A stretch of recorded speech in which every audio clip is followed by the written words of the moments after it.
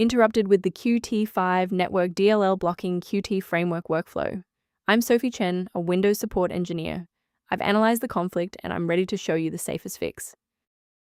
I recommend the automated system scan for qt5network to finish your setup in seconds.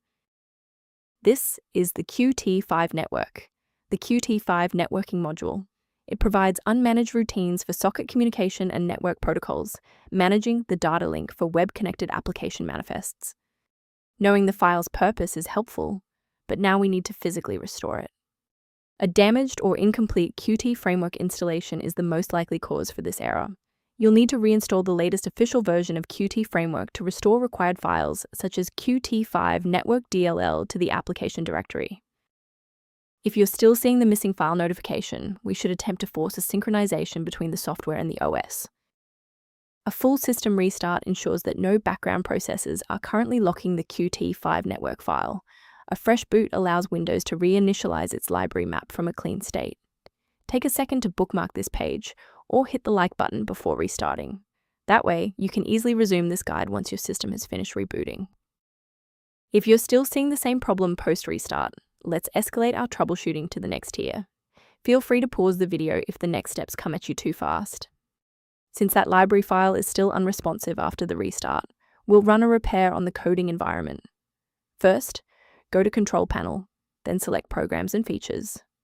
Second, find every Microsoft Visual C++ redistributable, 2005 through 2022. Third, right-click each and select Change, then select Repair. If that fails, download the latest all-in-one VC++ redistributable package from Microsoft's website.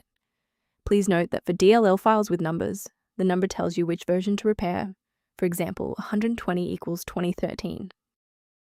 To avoid future system conflicts, there is one specific security trap we should discuss.